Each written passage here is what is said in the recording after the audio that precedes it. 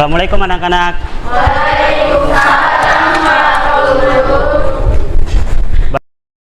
Apa kabar kalian hari ini? Alhamdulillah jika semuanya dalam keadaan baik. Kita memulai proses pembelajaran. Pak Guru meminta supaya hal-hal yang tidak terkait dengan proses pembelajaran kita untuk disingkirkan terlebih dahulu, sehingga dalam proses pembelajaran kita dapat lebih maksimal dalam menerima materi pada hari ini. Pak Guru minta botol air minum yang ada di atas meja diturunkan terlebih dahulu, nak, sehingga tidak mengganggu anak-anakku sekalian dalam proses pembelajaran. Pak Guru minta kepada ketua kelas untuk memimpin doa dan menyiapkan kelas, sehingga dalam proses pembelajaran nanti seperti yang selalu Pak Guru sampaikan, supaya kita diberikan kemudahan dalam proses pembelajaran, dan agar apa yang kita lakukan pada hari ini itu tidak berjalan begitu saja, tetapi salah satu bentuk perjalanan atau ibadah yang akan kita lakukan. Saya minta kepada ketua kelas memberi salam. Assalamualaikum warahmatullahi wabarakatuh. Waalaikumsalam warahmatullahi wabarakatuh. Selamat pagi anak-anak. Sebelum kita memulai pembelajaran hari ini, mari kita berdoa.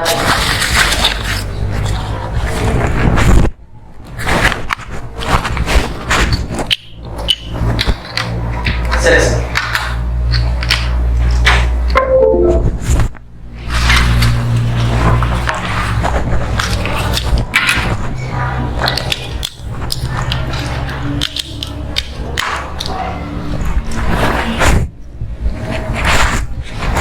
Baik anak-anak sekalian, kita lanjut proses pembelajaran kita hari ini. Tadi ketua kelas ada satu orang ya temannya yang tidak hadir. Kenapa? Sakit? Sakit. Baik, untuk itu mari kita berdoa semoga temannya yang sakit diberikan kesembuhan, sehingga dalam proses pembelajaran berikutnya dia bisa bersama anak-anakku sekalian sama-sama dalam kelas ini untuk mengikuti proses pembelajaran. Nah, selanjutnya materi kita pada hari ini yaitu masih tentang teks cerita pendek. Sebelumnya Pak Guru mau bertanya, ada tidak yang masih ingat pada pertemuan sebelumnya apa yang kita pelajari? Silahkan acungkan tangan. Ada? Silahkan Yesra.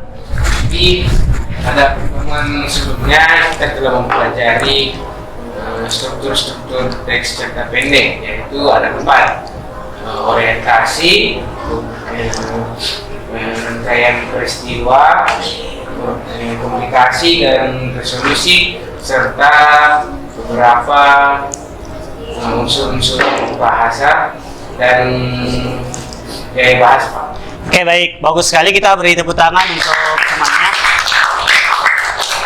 Nah, jadi pada pertemuan sebelumnya kita telah membahas mengenai yang pertama struktur teks cerita pendek, dan yang kedua mengenai ciri kebahasaan teks cerita pendek. Nah, yang pertama tadi untuk struktur teks cerita pendek tadi sudah dikemukakan oleh temannya. Jadi yang pertama ada apa, nak? Ada orientasi, kedua ada rangkaian peristiwa, ketiga ada komplikasi, yang keempat ada resolusi.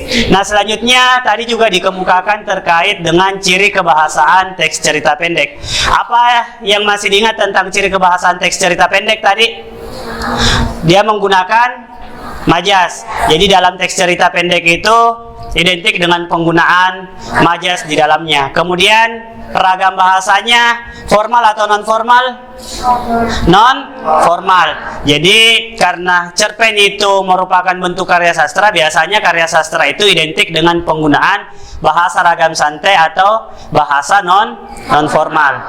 Baik, sampai di sini selanjutnya Pak Guru akan menampilkan apa yang akan kita pelajari pada pertemuan kali ini. Nah, untuk kompetensi dasar yang akan kita pelajari itu kompetensi dasar Jadi pada pertemuan-pertemuan sebelumnya kita telah membahas atau mempelajari terkait unsur pengetahuan tentang teks cerita pendek. Pada pertemuan kali ini harapannya adalah kita dapat membuat sebuah cerita pendek. Jadi pada pertemuan kali ini yang dinilai adalah bukan aspek pengetahuannya anak-anakku sekalian, tetapi yang dinilai adalah aspek keterampilan. Nah, kita lihat, jadi mengungkapkan pengalaman dan gagasan dalam bentuk cerita pendek dengan memperhatikan struktur teksnya dan ciri kebahasaan. Selanjutnya, nah untuk tujuan pembelajaran kita itu ada 3. Bagaimana kalian bisa merancang sebuah teks cerita pendek yang pertama, dan yang kedua bagaimana kita bisa memproduksi teks cerita pendek yang sesuai dengan strukturnya, dan yang ketiga bagaimana kita bisa memproduksi sebuah teks cerita pendek sesuai dengan ciri kebahasaan teks cerita pendek tersebut. Paham sampai di sini untuk tujuan pembelajaran? Nah, sekarang Pak Guru akan menyampaikan apa sih manfaat, kenapa kita mesti mempelajari cerpen, kenapa kita mesti memiliki kemampuan untuk mengetahui strukturnya, ciri kebahasaan, pengertian, dan seterusnya. Nah, harapannya adalah yang pertama, melalui sebuah cerpen ini, anak-anakku diharapkan dapat meningkatkan pola pikirnya. Jadi dari berbagai pengalaman yang dituliskan dalam sebuah cerita pendek, tentunya harapannya pola pikir anak-anakku sekalian itu bisa berkembang atau bisa lebih luas lagi. Selanjutnya adalah bagaimana cerita pendek ini itu dapat digunakan untuk mengendalikan emosi, karena pada dasarnya cerpen itu merupakan media apa, Nak? Media hiburan.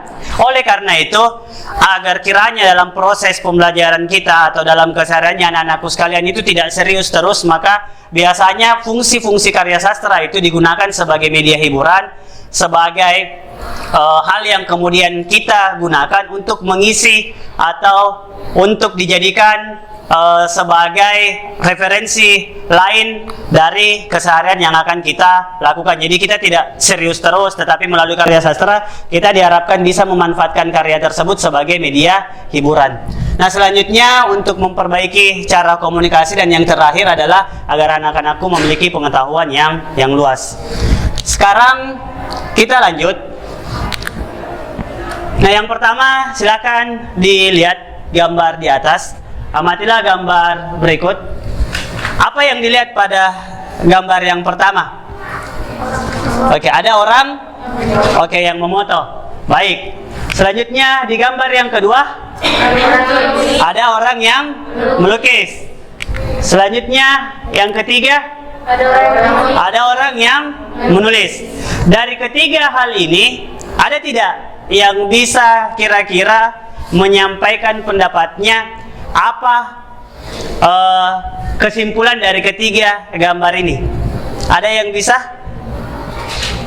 Silakan saja kemukakan pendapatnya. Dari ketiga hal ini, ada orang memoto, ada orang melukis, kemudian ada orang yang menulis. Ya, silakan, Nak. Dari ketiga gambar tersebut, orang-orang itu menuangkan pikirannya dengan melakukan hal yang membuat ia senang dan ia sukai. Oke, baik. Kita beri tepuk tangan untuk semuanya. Jadi dikatakan oleh temannya tadi bahwa dari ketiga hal ini itu digunakan sebagai media untuk menuangkan hal-hal apa tadi, hal-hal yang yang ada di pikiran seseorang. Yang mau Pak Guru sampaikan tentang hal ini adalah bahwa kegiatan-kegiatan apa yang Pak Guru tampilkan di atas adalah sebuah media untuk mengabadikan hal-hal yang penting dalam hidup kita. Oke, manusia itu, Nak, terbatas oleh apa yang batasi manusia? Terbatas oleh waktu. Tidak ada yang bisa hidup abadi, tetapi bagaimana cara untuk menjadi abadi itu sendiri, supaya meskipun jasad kita sudah tidak ada di dunia ini, tetapi kita masih diingat adalah salah satunya bagaimana caranya? Kita paling tidak harus memiliki sebuah karya. Kenapa? Karena meskipun kita tidak ada, ketika kita memiliki karya, maka orang akan mengenang kita. Tahu Albert Einstein? Tahu. Pernah ketemu? Iya. Oke, kenapa bisa tahu? Karena dia memiliki sebuah karya yang masih hidup dan digunakan sampai saat ini. Nah, menurut Pramudia Anantatur mengatakan bahwa orang boleh pandai setinggi langit, tapi selama ia tidak menulis, ia akan hilang di dalam masyarakat dan dari sejarah. Menulis adalah bekerja untuk keabadian. Lanjut. Pak Guru akan menampilkan sebuah video yang terkait dengan permasalahan lingkungan. Nanti Pak Guru minta kalian untuk menyimak video tersebut dengan seksama. Semoga kita dapat mengambil pelajaran mengenai video tersebut, dan nanti kita akan diskusi terkait permasalahan-permasalahan apa sih yang terjadi di lingkungannya anak-anakku sekalian atau di kehidupan kita sebagai masyarakat Pangkep, Sulawesi Selatan, ataupun sebagai masyarakat Indonesia dan menjadi masyarakat dunia. Sekarang Pak Guru akan tampilkan videonya.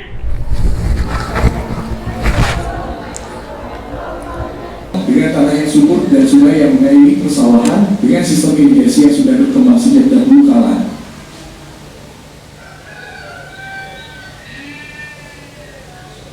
Kita tentu harus bersyukur atas anugerah yang telah dilimpahkan Tuhan kepada kita. Seluruh kebutuhan hidup kita disediakan oleh lingkungan hidup di sekitar kita, seperti batu bara mineral, bahan bangunan, dan kebutuhan lainnya. Untuk memenuhi kebutuhannya itulah manusia memanfaatkan segala sesuatu yang ada di sekitar lingkungannya, seperti merambah hutan untuk kebutuhan kayu, dan sumber daya lain yang bisa dikonsumsi oleh manusia. Akan tetapi terkadang manusia tidak peduli terhadap perusahaan yang ditimbulkannya. Misalkan penebangan hutan yang tidak terkendali tentu akan menimbulkan akibat buruk.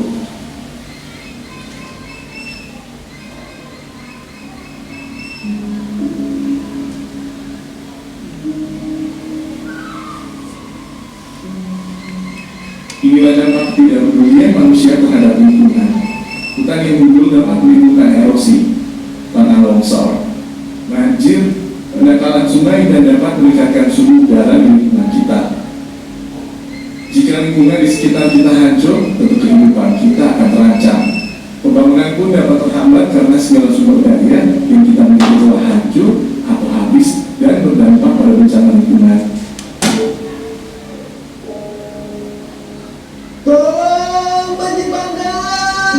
Ayo, cepat ayo!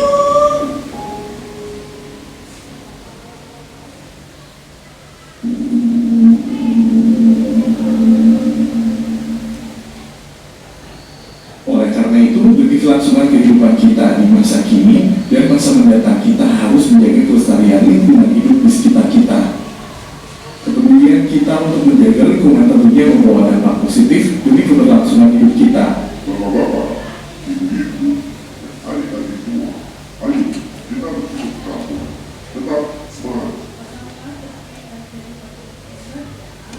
Aku yang undang-undang nanti ya. Karena kepedulian kita, maka udara sekitar rumah dan juga kota menjadi lebih segar dan sehat untuk kita bisa berolahraga. Tahukah kamu unsur apa saja dalam lingkungan hidup, serta usaha apa saja untuk melestarikannya? Pemerintah mengeluarkan undang-undang untuk menjaga lingkungan hidup dan perilaku masyarakat yang tinggal di Indonesia. Undang-Undang Nomor 32 Tahun 2009 tentang perlindungan dan pengelolaan lingkungan hidup. Lingkungan hidup adalah kesatuan ruang dengan semua benda, gaya, keadaan, dan makhluk hidup, termasuk manusia dan perilakunya yang mempengaruhi alam itu sendiri, kelangsungan kehidupan, dan kesejahteraan manusia serta makhluk hidup lain. Lingkungan hidup adalah tempat di mana kita berada dan tinggal, saling berdampingan, saling berinteraksi, saling membutuhkan antara satu dengan yang lain. Lingkungan hidup dapat dibagi menjadi 3 unsur, yaitu fisik atau abiotik, biotik, dan budaya. Unsur fisik atau abiotik adalah tanah, air, udara, sinar matahari, dan senyawa kimia. Komponen abiotik atau unsur berdatang hidup memiliki peranan penting dalam membentuk dan mengembangkan ekosistem. Pengaruh komponen abiotik pada ekosistem adalah peranan secara langsung maupun tidak langsung terhadap organisme atau makhluk hidup di bumi. Unsur biotik adalah unsur dalam lingkungan yang terdiri atas semua makhluk hidup yang terdapat di bumi, dari bentuk paling kecil hingga yang paling besar. Suatu budaya atau kultural adalah nilai hasil cipta, gagasan, dan keyakinan yang dimiliki manusia untuk menentukan perilaku sebagai makhluk sosial. Kultur budaya yang dikembangkan manusia untuk memenuhi kebutuhan pokok dan mempermudah kehidupan. Budaya terbentuk dari banyak unsur yang mengandung, termasuk sistem agama dan politik, adat istiadat, bahasa, perkakas, pakaian bangunan, dan karya seni. Misalkan dalam kehidupan masyarakat di pasar ini.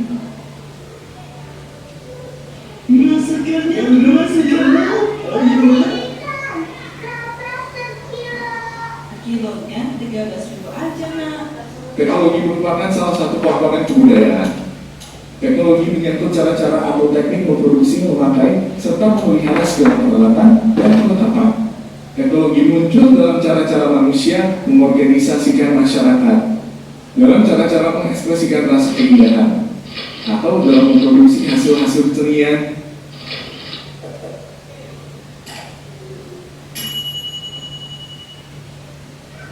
Ekosistem adalah suatu sistem ekologi yang dibentuk oleh sekelompok makhluk dengan lingkungannya. Di dalam ekosistem ini terdapat tumbuhan, hewan, dan manusia yang saling membutuhkan, saling berkaitan, dan tidak dapat dipisahkan satu dengan lainnya.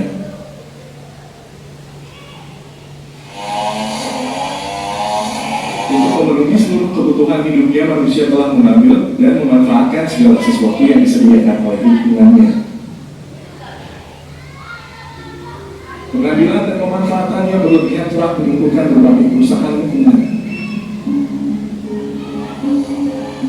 Jika lingkungan rusak atau hancur, kehidupan pun akan terancam kelangsungannya. Padahal kita tahu bahwa lingkunganlah yang telah memberikan kepada manusia. Bentuk kerusakan lingkungan. Jumlah penduduk yang meningkat pesat telah menyebabkan beberapa kerusakan lingkungan. Di antaranya karena adanya alih fungsi lahan dari hutan menjadi perkebunan. Daerah resapan air berubah menjadi pemukiman dan industri sehingga terjadilah banjir atau longsor, serta kerusakan lingkungan lainnya. Selain itu, hutan bakau dan terumbu karang di kawasan pantai pun telah banyak yang rusak. Kerusakan lingkungan lainnya adalah adanya gejala efek rumah kaca yang disebabkan kegiatan transportasi, industri, maupun pembakaran sampah rumah tangga. Gas karbon monoksida atau CO yang dikeluarkan kendaraan bermotor, industri, dan pembakaran sampah telah menghalangi pantulan kembali sinar matahari ke ruang angkasa. Terjadinya efek rumah kaca berawal dari sinar matahari yang dipantulkan oleh berbagai macam benda di permukaan bumi. Sinar matahari yang terpantul tersebut akan merusak lapisan ozon di atmosfer yang sebenarnya berfungsi sebagai filter bumi. Rusaknya lapisan ozon akan menyebabkan suhu bumi meningkat. Kondisi ini terparah oleh emisi zat-zat lain seperti karbon dioksida yang bersifat mengikat panas dari sinar matahari dan akan memperparah peningkatan suhu bumi. Selain suhu bumi yang meningkat, lapisan ozon yang tipis atau bolong akan berdampak pada radiasi ultraviolet dari matahari tidak tersaring dan akan membahayakan kesehatan, seperti menimbulkan katarak, kanker kulit, dan merusak tanaman.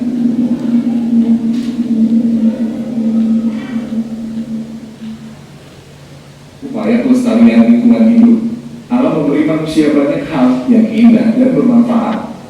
Dari pemandangan yang indah, makanan, dan tempat tinggal, hingga menjaga keseimbangan alam yang diperlukan untuk menopang kehidupan di planet tempat tinggal kita ini. Alam bekerja sangat keras untuk memastikan bahwa kehidupan dapat eksis dan hidup berdampingan di gurun terkering dan hutan hujan yang libur. Seiring kemajuan industri dan jejak manusia yang kian menyebar, tantangan keseimbangan ini semakin meningkat.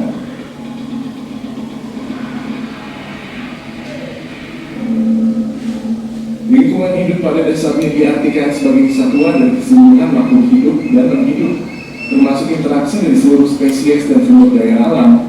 Maka sebagai manusia sudah menjadi kewajiban kita untuk turut serta melestarikan lingkungan hidup. Ada beberapa usaha yang dapat kita lakukan untuk melestarikan lingkungan hidup. Usaha yang dapat dilakukan untuk melestarikan hutan dan pertanian. Di antaranya dengan melaksanakan regulasi, tebang pilih, dibuat tanah sering, dan mengurangi pestisida. Melestarikan sumber daya air di antaranya dengan cara penghijauan dan regulasi hulu sungai. Dibuat sumur resapan dan lubang resapan biopolik di sekitar pemukiman dan perkantoran, menghemat penggunaan air, program kali bersih, dan sebagainya. sumber daya udara diantaranya dengan melakukan penghijauan, membuat hutan kota, penyaringan terhadap ruangan, gas dari pabrik, dan uji emisi kendaraan bermotor.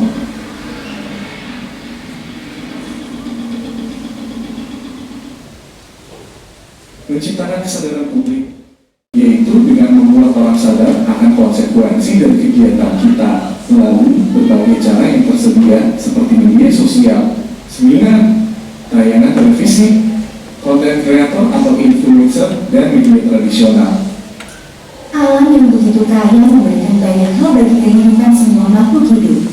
Namun, kebiasaan dan pola hidup manusia justru sering memberikan dampak yang buruk berupa kerusakan lingkungan hingga menyebabkan terjadinya bencana.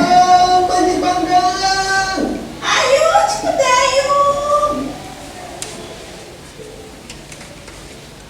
Sebagai makhluk beragam, sudah seharusnya manusia bisa mengubah pola hidup yang lebih ramah agar tidak membahayakan dan merusak lingkungan.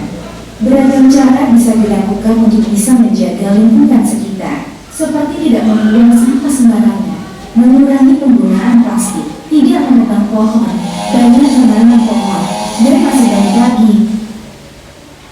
Sementara itu pemirsa, puluhan guru sekolah atau Cendra Indonesia melakukan aksi tanam 100 pohon di hutan gundul. Reboisasi ini dilakukan untuk mengembalikan fungsi hutan di tengah maraknya alih fungsi lahan yang terjadi. Ayo, mari kita menjaga keaslian bumi untuk para generasi kita masa mendatang. Selain tindakan-tindakan tadi, kita juga bisa melakukan diskusi perlindungan lingkungan dengan teman dan anggota keluarga sehingga semua orang sadar akan pelestarian lingkungan. Cara melestarikan lingkungan dan konsekuensi potensial jika kita tidak menjaga lingkungan. Menurut kalian, tindakan apa yang akan kita lakukan untuk menjaga lingkungan hidup kita? Mungkin kita bisa bergotong royong bersama warga lain. Selain menjaga kebersihan untuk kesehatan di masa pandemi, kita juga bisa menanam tanaman buah-buahan di dalam pot bersama warga lain di terasnya masing-masing. Dengan melakukan upaya menjaga kelestarian lingkungan hidup tersebut, berarti kita perlu menjaga keseimbangan ekosistem tempat tinggal kita, yaitu bumi. We only have one Earth. Tadi adalah video terkait tentang bagaimana lingkungan itu. Nah sekarang Pak Guru mau tanya ke kalian. Nah untuk konteks kehidupan anak-anakku sekalian dikontekskan dengan yang tadi, ada yang mau mengemukakan pendapatnya tentang permasalahan lingkungan yang ada di sekitar kalian? Ada? Ya silahkan nak. Baik, kalau saya mengamati di sekitar saya, banyak yang memakai sumber daya alam secara berlebihan, namun tidak menanggulangi tempatnya dan tidak memberikan gantinya atas sumber daya yang diambilnya. Oke, bagus sekali. Kita beri tepuk tangan untuk temannya. Sekali yang pertama adalah bahwa sebagian besar apa yang telah dilakukan manusia sekarang itu kemudian kita hanya mengambil sesuatu hal dari alam, tetapi kita tidak memikirkan bagaimana proses untuk melakukan sebuah pemulihan atas apa yang telah kita ambil. Misalnya kalau kita melihat kegiatan contoh sederhana misalnya tentang penebangan pohon. Nah sekarang penebangan pohon itu lebih rutin dilakukan daripada proses penanaman pohon.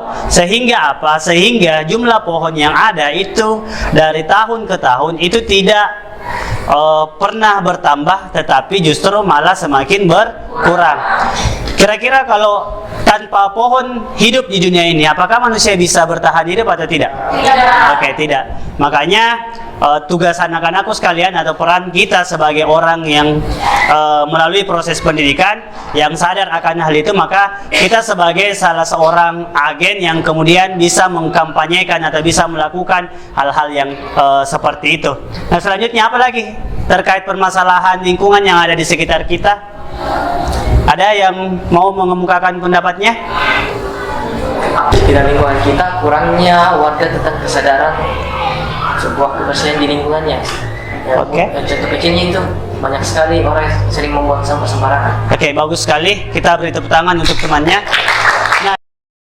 Permasalahan yang kedua adalah kurangnya kesadaran tentang bagaimana membuang sampah pada tempatnya. Apa pentingnya? Nah, kita lihat konteks yang ada sekarang misalnya. Untuk di Kabupaten Pangkep saja, itu beberapa tahun terakhir ini kita sudah beberapa kali mengalami atau merasakan yang namanya banjir.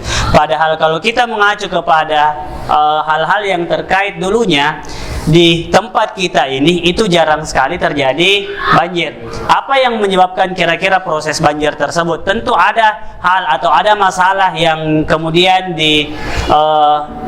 lakukan manusia sehingga sekarang ini kita kemudian merasakan dampak yang diterima oleh hal-hal tersebut.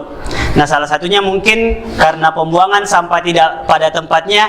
Apa konsekuensinya kira-kira kalau sampah tidak dibuang pada tempatnya? Oke, banjir. Sampah itu kemudian akan menyumbat saluran-saluran air, kemudian dari air yang tersumbat itu akhirnya meluap dan kita yang akan merasakan banjir itu. Ada yang lain lagi yang mau mengemukakan pendapatnya? Ya, silahkan, Nak. Jadi permasalahan yang paling saya perhatikan itu merupakan polusi dari pabrik dan polusi kendaraan-kendaraan di sekitar sini, Pak. Oke, bagus sekali, kita beri tepuk tangan untuk temannya. Nah, benar sekali bahwa salah satu hal yang dapat merusak lingkungan itu terkait dengan polusi udara. Jadi apa tadi yang dijelaskan, ada gas yang kemudian ketika itu dihasilkan terlalu banyak maka dia akan merusak lapisan ozon yang ada di bumi. Apa pentingnya lapisan ozon? Ada yang tahu apa pentingnya? Apa?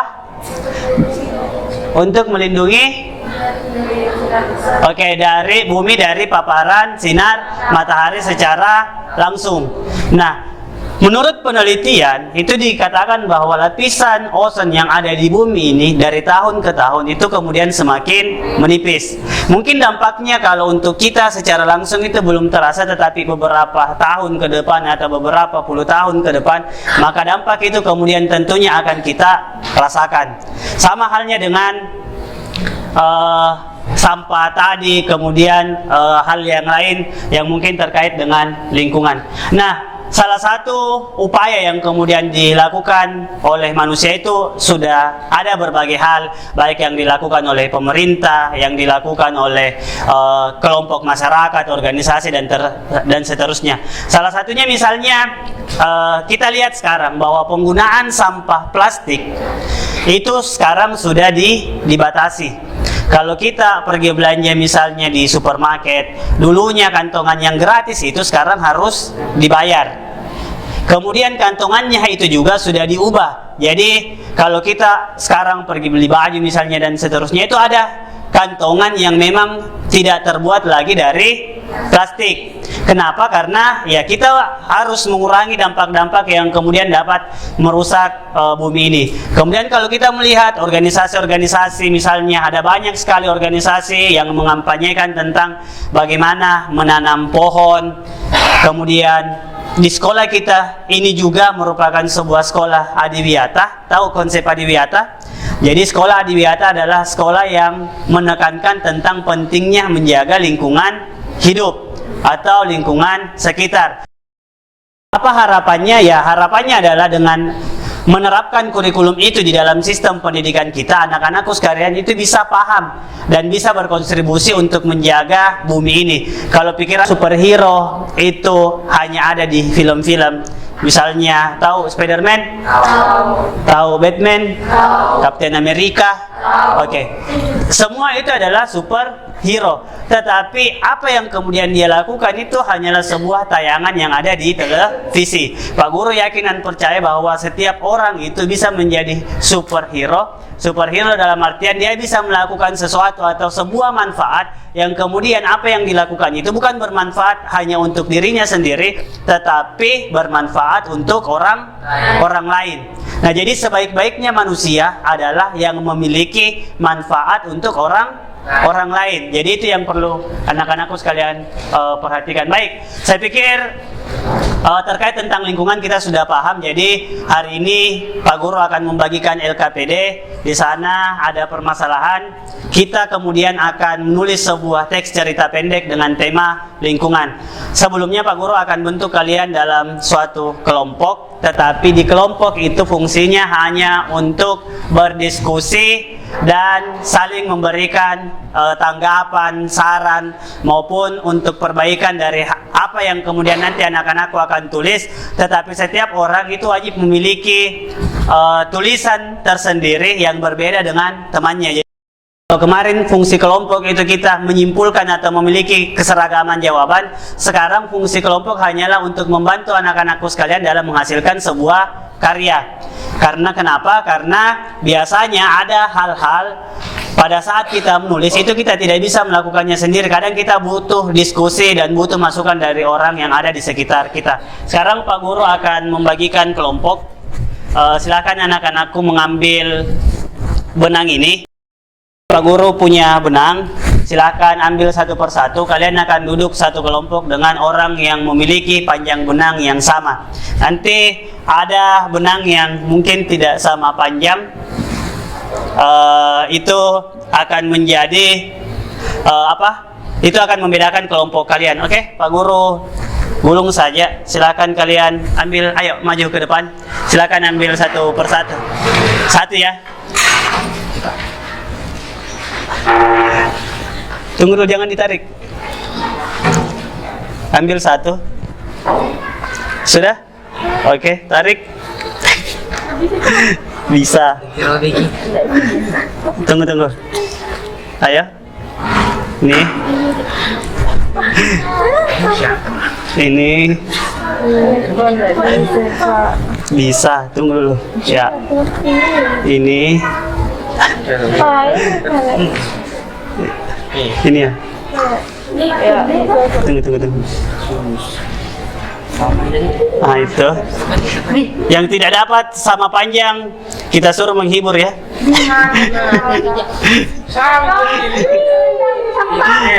Ayo. Saya sembunyi dulu deh. Bentar panjang.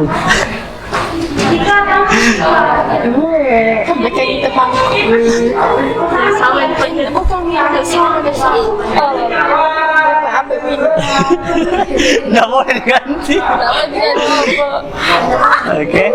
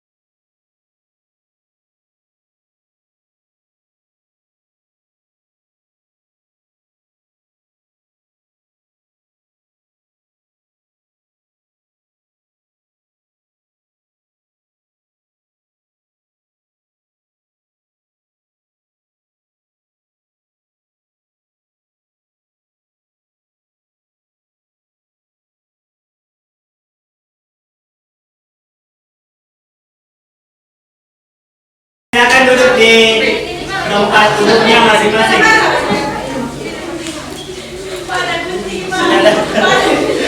Tidak boleh digunting. Ayo silakan duduk.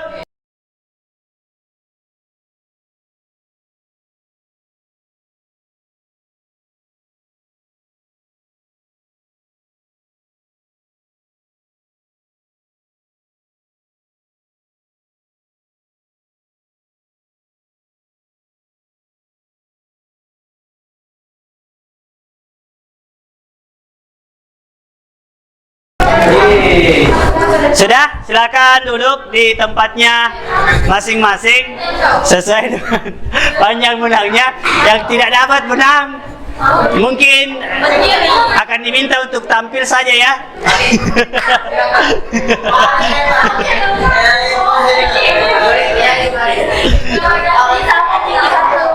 Sudah? Satu orang itu kan. Ya tunggu dulu, nah kita biarkan dulu semuanya sudah dapat ya, kelompoknya yang sudah dapat benang. Oke, sudah? Di sini sudah lengkap? Di sini sudah lengkap?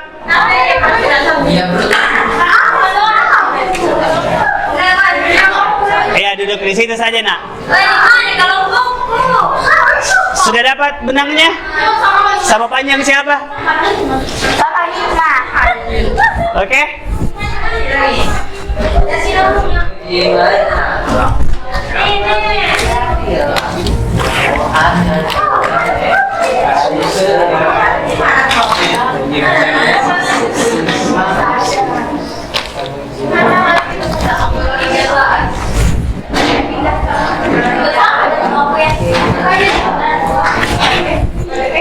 Baik, sekarang kalau sudah dapat kelompoknya, Pak Guru akan membagikan LKPD. Di LKPD ini ada petunjuk, tetapi di bagian penugasannya itu masing-masing orang akan menuangkan jawabannya. Jadi hari ini Pak Guru minta kalian bawa. Baik, Pak Guru akan bagikan. Silahkan, ini jadi LKPD untuk kelompok, tetapi setiap orang nantinya tetap menuliskan teks cerita pendek masing-masing. Iya. Jadi ini LKPD untuk kelompok, tapi untuk permasalahannya di belakang itu masing-masing kelompok, masing-masing orang di dalam kelompok itu mengerjakan masing-masing karena tidak mungkin Kim nulis cerita pendek itu rame-rame. Ya. Iya. Ayo sekarang ini LKPD.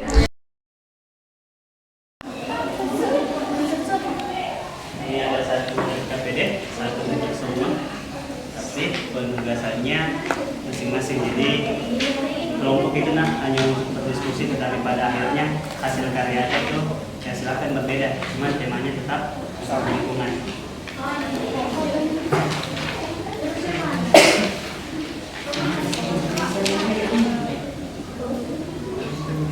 Selanjutnya sebelum dikerjakan Pak Guru mau sampaikan, jadi di LKPD itu ada di bagian B itu ada petunjuk belajar di sana, kemudian ada sebuah contoh teks cerita pendek yang bisa anak-anakku baca sebagai bahan inspirasi. Selanjutnya kalian menuliskan sebuah teks cerita pendek. Silahkan menentukan orientasinya, rangkaian peristiwanya di mana, komplikasi dan resolusi. Di rangkaian peristiwa itu terdiri atas 3 hal. Apa yang pertama? Tahap pemunculan konflik. Kemudian yang kedua apa? Puncak konflik atau klimaks. Dan yang ketiga adalah penurunan masalah atau konflik. Kemudian ada di rangkaian peristiwa yaitu kemudian nanti ada ke komplikasi. Jadi rangkaian peristiwa itu berisi tentang pengantar kita kepada puncak konflik. Kemudian yang terakhir ada resolusi. Resolusi itu adalah penurunan sebuah konflik. Baik, silakan dikerjakan anak-anakku. Untuk penilaian sendiri Pak Guru sampaikan ada 4 aspek penilaian yang akan dinilai dalam tulisan anak-anakku sekalian. Yang pertama adalah pemilihan tema. Jadi kita sepakat bahwa tema tulisan kita itu adalah terkait lingkungan. Jadi silakan teks cerita pendek yang anak-anakku sekalian tulis itu terkait dengan pembahasan mengenai lingkungan. Kemudian yang kedua adalah struktur teks. Harapannya adalah anak-anakku semua membuat sebuah cerpen itu dengan struktur yang sesuai dengan struktur teks cerita pendek. Artinya komponennya ada orientasinya, ada rangkaian peristiwa, ada komplikasi, dan ada resolusi. Kemudian selanjutnya penggunaan ejaan dan tanda baca. Yang terakhir itu adalah komponen ejaan. Acuannya adalah EB atau ejaan bahasa Indonesia. Jadi silakan anak-anakku memperhatikan kapan penggunaan tanda titik, tanda tanya, tanda kutip misalnya pada saat kita menggunakan kutipan langsung, dan seterusnya terkait penggunaan tanda baca dan ejaan. Kalau ejaan paham? Jadi di ejaan itu silahkan menggunakan ejaan-ejaan yang kemudian relevan dengan meskipun ragam santai di teks cerita pendek, tetapi untuk persoalan ejaan misalnya silakan menggunakan ejaan yang sesuai. Misalnya antara apotek dan apotik, yang mana yang benar? Apotek. Meskipun ragam santai, tetapi untuk hal yang seperti itu silakan tetap mengacu kepada penulisan yang ejaan yang sesuai dengan KBBI. Baik, sampai di sini ada yang mau ditanyakan? Oke, kalau tidak ada, Pak Guru minta kalian silahkan berdiskusi, kemudian silahkan mengerjakan tugas yang ada di dalam LKPD tersebut. Saja diketik di dalam laptopnya untuk tulisan itu sendiri. Silahkan mengetik, kan baru gambaran umumnya cerita pendek. Jadi tentukan misalnya di orientasinya kita mau seperti apa, rangkaian peristiwanya seperti apa, di komplikasinya, konfliknya, dan nanti seperti apa itu ceritakan. Kemudian ya solusi bagaimana cara untuk membuat solusi atas permasalahan tersebut. Misalnya bikin konflik misalnya tentang anggaplah ada masalah terkait dengan pembuangan sampah misalnya yang dilakukan tetangga misalnya terus menerus ke sungai. Nah, kemudian itu ada masalah di situ, kemudian ada tokoh misalnya yang mengajarkan atau memahamkan orang tersebut bahwa apa yang dia lakukan itu keliru.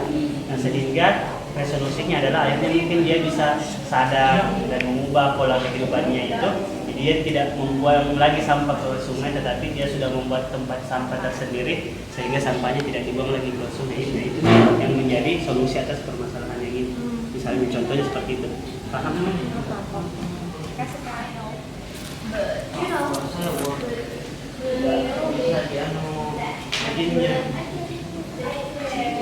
Iya, saya dulu Pak.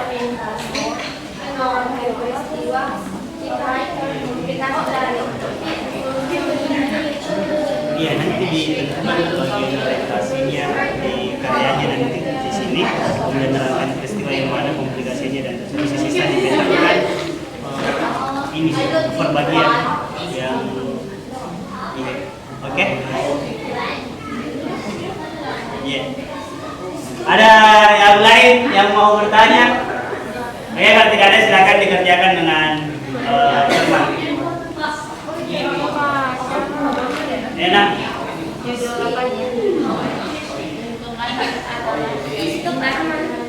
Ya, jadi itu karena adanya orang yang sering buang sampah itu mas, semua kebagian ini kan 3 fase di sini kan ada pemunculannya, puncak, kemudian ada penurunan. Nah dari itu kemudian Farid dan Yesra misalnya itu memiliki sebuah ide untuk membuat sebuah pamflet di sungai tersebut, larangan atau himbauan kepada orang untuk tidak membuang sampah di sungai tersebut. Akhirnya melalui pamflet yang dibuat misalnya Farid dan Yesra, itu akhirnya orang kemudian tidak membuang lagi sampah di tempat itu. Nah itu yang menjadi resolusi. Bukan misalnya ya Farid dan Yesra juga ikut membuang sampah di sungai itu. Itu tidak bisa diselesaikan masalah tetap. Jadi kalau ada masalahnya cari kira-kira apa hal yang bisa dilakukan untuk mengatasi hal tersebut. Konsepnya begitu. Di sekolah misalnya, di sekolah kan ini banyak sekali sampah yang selalu bersebaran, sampah plastik tak? Nah, kira-kira itu menjadi sebuah masalah. Dari masalah itu kita butuh penanganan atau sebuah solusi. Salah satu contohnya misalnya kita buat proyek bagaimana sampah plastik itu kemudian dijadikan sesuatu hal seperti yang dilakukan misalnya kemarin kita sempat buat kursi dari tumpukan sampah plastik itu dengan meja misalnya. Itu kan sebuah solusi yang ditawarkan untuk mengurangi sampah plastik. Tapi meskipun sebenarnya kalau mau sederhana untuk atasi itu gampang. Kalau mau atasi sampah plastik ya jajanan yang ada di kantin itu sebaiknya tidak yang memiliki kemasan. Kita kalau mau lihat konsep kantin sehat itu kan tidak dibolehkan hal-hal itu bisa dijadikan solusi.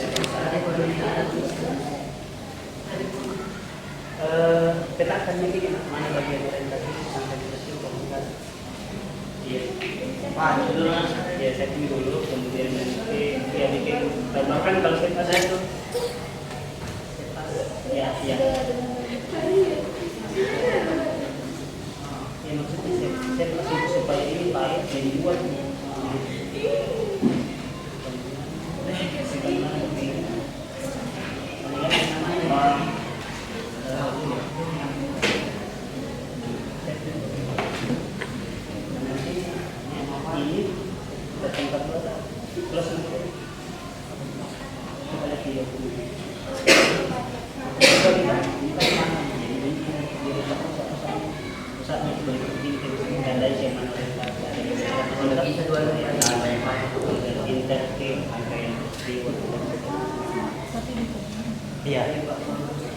Kasih pesannya tadi.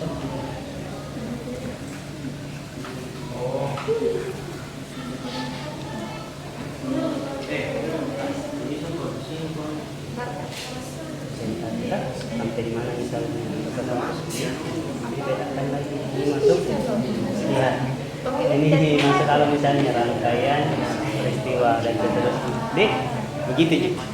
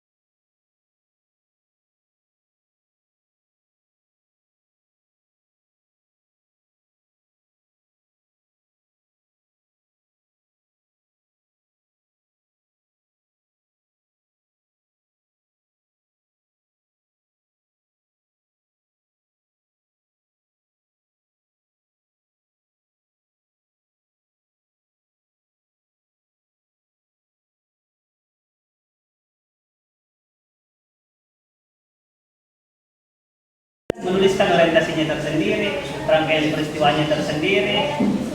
Iya, semuanya ini cuma gambaran bahwa seperti ini konsep penugasannya, tetapi semua orang akan mengerjakannya masing-masing. Kita tuliskan.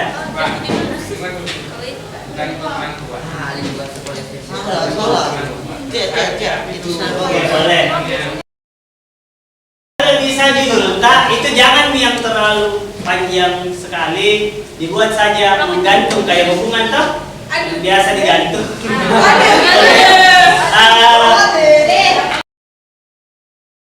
Judul yang baik ini seperti itu kayak ini biasa kan, meskipun ada istilah apa bahasa Inggris masalahnya, jangan melihat buku dari cover.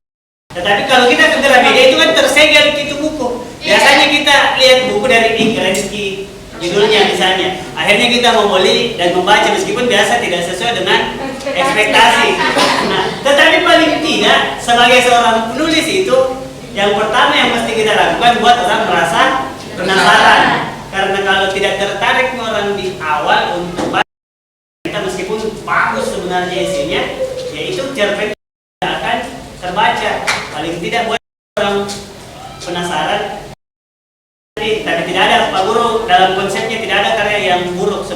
itu pada dasarnya bagus. Kita dulu berpikir bahwa cerpen ini bagus atau tidak, silakan tulis dulu. Cuman Pak Guru sampaikan untuk judulnya itu dibuat sedemikian menarik, tidak usah terlalu panjang judulnya yang dijelaskan secara rinci, tapi buat orang merasa penasaran. Masuk ke mana? Masuk ke sebagai film. Jadi ada sila diraya.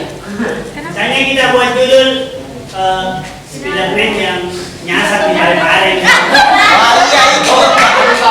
Dan ada di sana yang kemarin kalau pernah lihat ada kegiatan yang orang hari itu yang pakai baju Spiderman yang masuk ke got-got untuk pungut sampah-sampah yang ada di sana. Nah, itu bisa. Bisa jadi berpikir nyasar di situ. Contoh sih,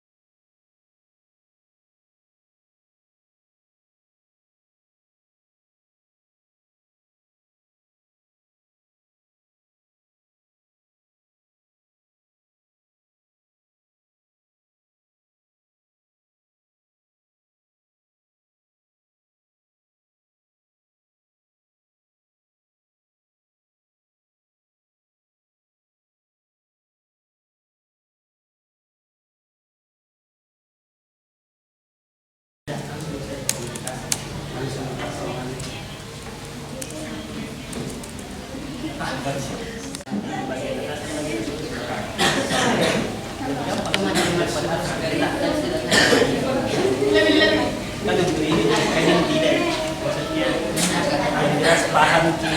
Pak Guru bisa tahu, oh di sini tahap pembentukannya, nanti di tahap apa tadi yang terakhir itu di tahap resolusinya itu di bagian bawah.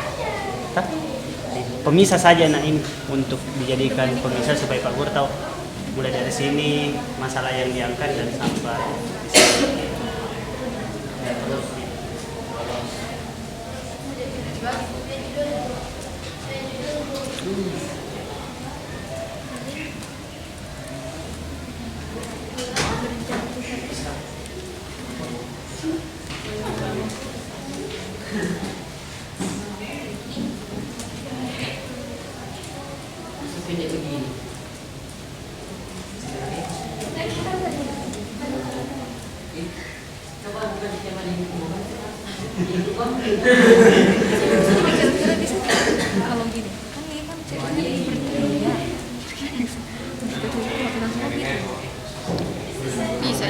Iya, kayak berteriak gitu.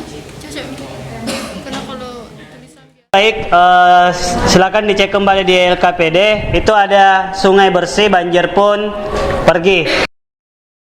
Bacaan tersebut silakan dilihat bagaimana sebuah penggambaran yang coba dituliskan oleh penulisnya. Yang pertama dikatakan bahwa Andi, Antok, dan Eko adalah 3 orang siswa SD Negeri Pamulang 4 yang telah berteman sejak mereka TK.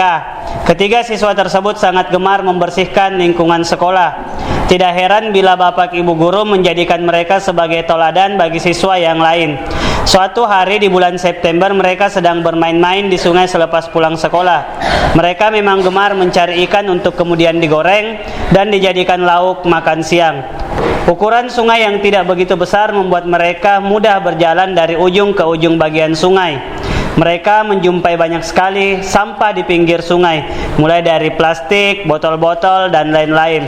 Setelah kelelahan dan beristirahat di pinggir sungai, Andi pun berkata kepada Antok dan Eko, "Tenang, sampah yang banyak mereka jumpai di pinggir sungai."